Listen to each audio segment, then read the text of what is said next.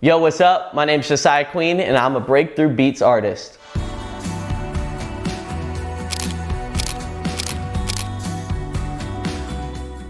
I think that, I guess people would say it's probably more of like a folk music, but also like maybe some pop and some songs, maybe some country into it. So I would say probably those, but I would say as an overall genre, I do make Christian music. So a lot of times like it's all jumbled up into one genre, but yeah, I would say it's definitely more of like a folk music, yeah.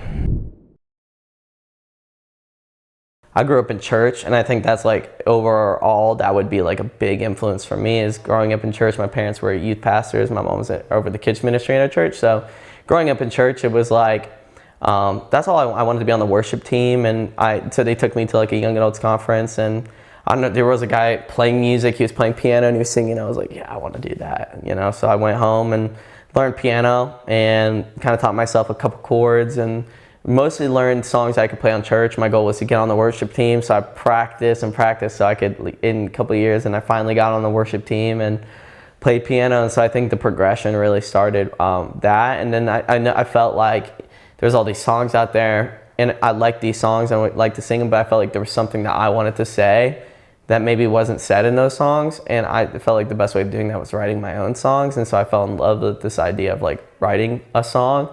And so, yeah, I kind of just followed that, just writing music. So, yeah, that's kind of like how it started, and here I am now. It's out of a place that I love writing music, and it's really how I connect with God, but it's like how I, deal with a lot of things and that type of thing. So that's kind of like why I write music, and I probably always will write music because of that, so. So growing up, my family didn't like they weren't very musical. They weren't really into music much. I grew up only listening to Christian music, so I didn't know like the Beatles. I didn't know nothing until like 2 years ago. My wife now, she's like showed me like Coldplay. I went to my manager, I'm like, yo, listen to this band. It's like Coldplay or whatever. And he's like, dude, that's like a huge band. And so like, dude, but really how it started is I wanted to make like congregational worship music, that stuff that would get played on Sundays. And then I don't think I kind of had this feeling that wasn't the lane I was supposed to go in. And I listened to, I think, Zach Bryan and Noah Kahan and like stuff like that. It just felt so real. Like you really believed what they sang, and it painted this picture in your mind. Man, like, man, if I could do that with what I believe and to get that message out, if I could do it and make it as believable as these people sound, that's where I went after Tyler Childers and his guitar picking, and I fell in love with that. I didn't even really know how to play guitar much, and I just started picking it up and playing his songs, Tyler Childers stuff, and learning how to pick the guitar and do stuff like that. And so that kind of translated into what I do. When after like I had a couple of songs that did pretty well on the internet, Orlando's like an hour and a half from where I live, and so the church like let us come in and like didn't charge us anything, just was like, hey, you can come play your music on a Friday night. So I was like, okay. So I put on my story, I was like, hey, playing here, free show, pop-up show. And like 300 people came out, and they knew every word of the songs I had out. And even like one of my songs, The Prodigal, was teasing it, and they knew the words of that song, the chorus of it. And it was like, I don't know, just hearing people like sing the words of my songs has like been my dream. And I think like hearing like 300 people at the time like sing every word of my song kind of was like, I don't know, that was kind of a big deal to me. And so that's like my favorite thing. That's why we're out here. That's why I love playing shows. Is just because it's like every night it's like a dream come true. It's just still the same pinch me moment,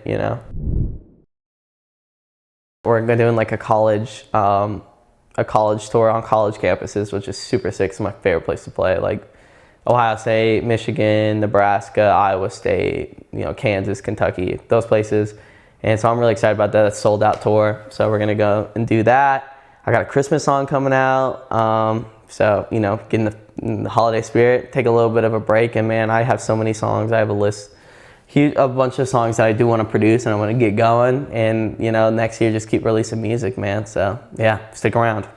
No. Yeah. Yeah, man.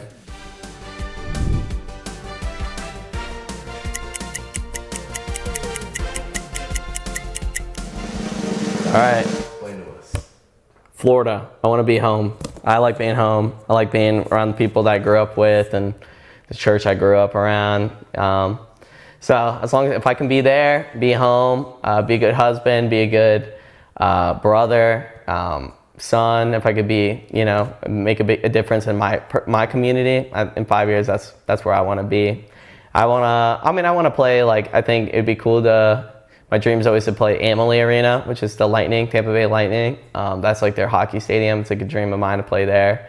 So I'm looking forward to that. Red Rocks. But yeah, I think in 5 years, you know, all this stuff, this comes and goes, but you know, the people around you at home, people that support you from day one, those are the people that like I want to be surrounded with in 5 years. So Florida, this terrible picture of Florida, bro. That's so bad. You would not believe I even lived there. So yeah.